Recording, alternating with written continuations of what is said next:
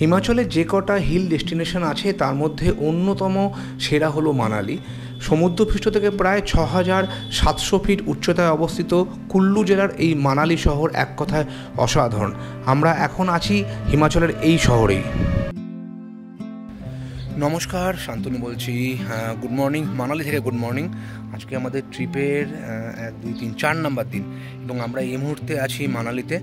গতকাল সন্ধে প্রায় 8টার দিকে আমরা মানালিতে ঢুকেছি, তো তখন অন্ধকার হয়ে গেল, তখন অতটা ভালো করে দেখানো হয়নি। দেখিয়ে দেবো আপনার।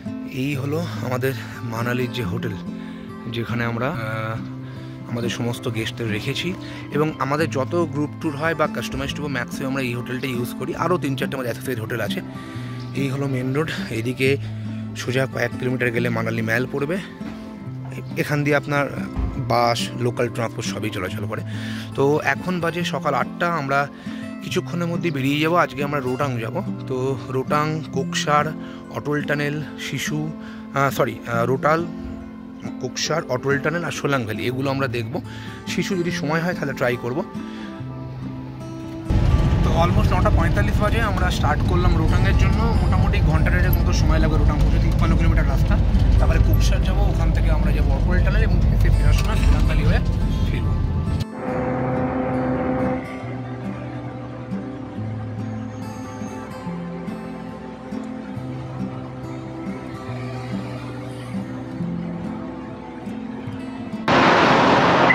রোটাং পাস বেরিয়ে গেছি আমরা। তো যাওয়ার আগে আমরা প্রথম একটা জায়গা দাঁড়িয়েছি যেখানে ওই শীতের জামা কাপড় যেগুলো ভাড়া পাওয়া যায়। তো এখান থেকে খালি ভিউটা আপনাকে দেখাবো। বিয়াস নদী বয়ে চলেছে আর চারিদিকে খালি মাউন্টেন ভিউটা দেখুন, অসাধারণ মাউন্টেন ভিউ, মানে ফাটাফাটি ব্যাপার। যদিও একটু এবারে যেন বেশি বরফটা কম আছে, কারণ গত বছর যখন অক্টোবরে এসেছিলাম তখন বরফটা এই যে মাউন্টেনগুলোর পিকেও আপনার বরফ ছিল, কিন্তু এবারে সেই বরফটা দেখতে বরফটা অনেকটা কম দেখছি। যদিও কাল রাতে বৃষ্টি হয়েছে, তো হোটেলেও বলছিল যে হয়তো স্নোফল হলেও হতে পারে। তো দেখা যাক কপালে বরফ স্নো আছে কিনা। চলুন।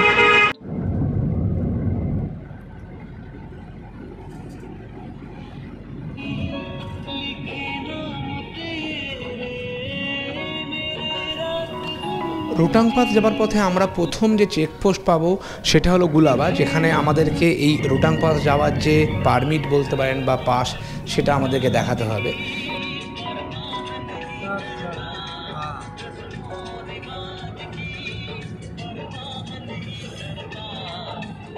গুলাবা ক্রস করলাম। এখান থেকে আপনার রোটাং এখনও প্রায় 25 কিলোমিটার।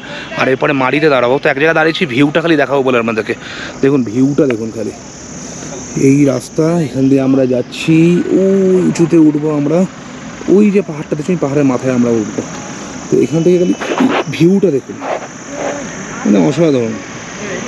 যতটুকু হিমাচল ঘুরি তার মধ্যে এই রাস্তাটা, এই মানালি থেকে রোটাং যাওয়ার রাস্তাটার ভিউটা আমার মনে হয় সব থেকে বেস্ট। গেস্টরা তারাও গাড়ি থেকে নেমে ভিউটাকে এনজয় করছে। অসাধারণ, ওয়েদার খুব ক্লিয়ার স্কাই আছে, তো ফার্স্ট ক্লাস লাগবে ভিউ।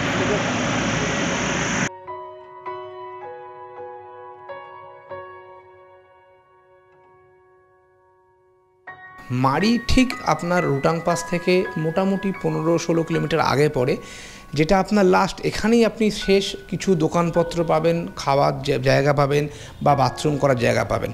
তারপরে সোজা আমরা প্রায় 15-16 কিলোমিটার রাস্তা প্রাকৃতিক সৌন্দর্য দেখতে দেখতে পৌঁছে যাব রোটাং পাসে।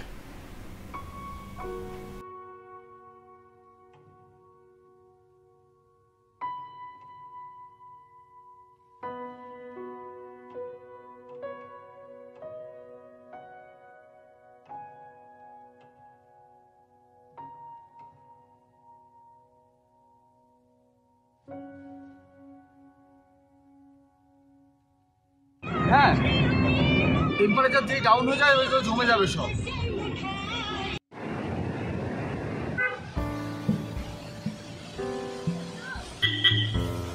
মানালি শহর থেকে প্রায় 53 কিলোমিটার দূরে অবস্থিত রোটাং পাসের যে ন্যাচারাল বিউটি তা এক কথায় অসাধারণ। এই প্রাকৃতিক সৌন্দর্য ছাড়াও রোটাং পাসে আরও এক অপরিসীম গুরুত্ব আছে, সেটা হলো এই কুল্লু ডিস্ট্রিক্টের সাথে লাহুল স্পিতি ডিস্ট্রিক্টের কানেক্টিং রোড বলতে এটা একমাত্র ছিল কিছুদিন আগে পর্যন্ত, তবে এখন যদিও অটল টানেল খোলার পরে সেখান থেকেও একটা কানেক্টিং রোড বেরিয়ে গেছে, কিন্তু তা বলে রোটাং পাসের যে গুরুত্ব বা যে ন্যাচারাল বিউটিটা বিন্দুমাত্র কমেনি। আপনি যদি মানালি আসছেন তো সেক্ষেত্রে আপনার মেন অ্যাট্রাকশন অবশ্যই রোটাং পাস।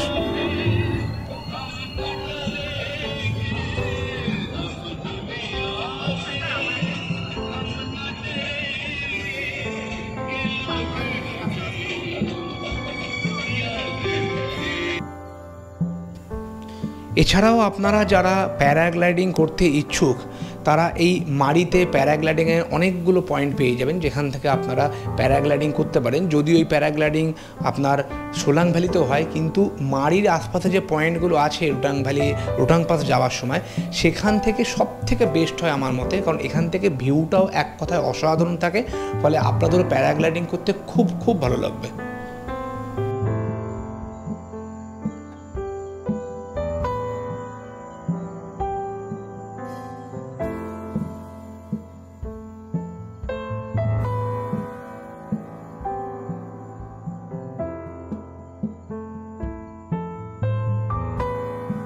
আছি রোটাং পাসে, 13,085 ফিট হাইট, কিন্তু কপাল খারাপ সেরকম বরফ এখনও পর্যন্ত পড়েনি। তো ভিউটা দেখাই আপনাদের। ওই দূরের পাহাড়টা বরফ পড়ে আছে, অনেকে ঘোড়ায় করে যাচ্ছে, কিন্তু ঘোড়া যা ঘুরছে এখান থেকে ওইখানে লাস্ট পয়েন্ট পর্যন্ত নিয়ে যাবে আইস দেখানোর জন্য। আর ওইখানে একটা ভিউ পয়েন্ট আছে, ওই ঠিক ওই পয়েন্টটা যেখান থেকে আপনার লাহুলা স্পিতি দেখা যায়। এই দুটো নিয়ে বলছে 1,000 টাকা। তো আমার তো ঘোড়া চড়া কোনো শখ নেই, কয়েকজন গেছে দেখি।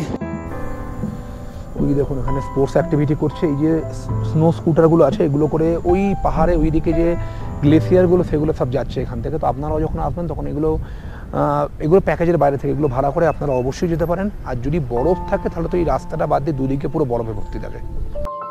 রোটাং পাস দেখার পরে আমরা আর পিছন দিকে না ফিরে এসে রোটাং পাসটা পুরোটা ক্রস করে আমরা এই মুহূর্তে ঠিক লাহুল স্পিতির দিক থেকে যে রাস্তাটা নিচে নেমেছে রোটাং পাস থেকে, সেই রাস্তা দিয়ে নিচে নেমে চলেছি। এবং এখান থেকে এই যে দূরের পাহাড়গুলো দেখছেন না, এগুলো সব আপনার লাহুল স্পিতি ডিস্ট্রিক্টের পাহাড়। তো আমরা কিছুক্ষণ নামার পরে পাবো প্রথমে কোকশার, যেখানে আমরা আমাদের যে সমস্ত গেস্ট তাদের সবাইকে লাঞ্চ করিয়ে দেবো। তারপরে আমরা কিছু দূর 6-7 কিলোমিটার ক্রস করার পরে পেয়ে যাব অটল টানেল, যেটা ক্রস করে আমরা আবার কুল্লু ডিস্ট্রিক্টে এন্ট্রি করব এবং সোলাং ভ্যালি দেখে মানালি শহরে ফিরে যাব। প্রসঙ্গত বলে রাখি, আপনারা যদি সিমলা, কুলু, মানালি, কাসোল এই দিকের প্ল্যানিং করছেন তাহলে মিনিমাম 5 রাত 6 দিনের প্ল্যানিং করবেন। 2 রাত সিমলা এবং 3 রাত মানালি, তাহলে সিমলা এবং মানালি এবং তার যে সারাউন্ডিং সমস্ত সাইট সিন সেগুলো কভার করতে পারবেন। যদিও আমার সাজেশন থাকবে পারলে আরও একটা রাত বাড়িয়ে কাসোল অথবা ভুন্তারে স্টে করে কাসোল, মণিকরণ, পার্বতী ভ্যালি এগুলো কভার করে নিন, তাহলে 6 রাত 7 দিনের একটা খুব সুন্দর কম্প্যাক্ট প্ল্যান হয়ে যাবে। যে আমাদের পরবর্তী যে সিমলা, কুলু, মানালি, কাসোলের যে নেক্সট গ্রুপ ট্যুরটা আছে সেটা হলো 10ই নভেম্বর, এবং এই গ্রুপ ট্যুরের যে প্যাকেজ কস্ট সেটা হলো 11,600 টাকা প্রতিজন পড়বে। তো যোগাযোগ করে ফেলুন আমাদের সাথে এবং হিমাচলকে এক্সপ্লোর করুন। কথার ইচ্ছে খুব সুন্দর লাগবে, খুব ভালো একটা অভিজ্ঞতা নিয়ে ফিরে আসবেন।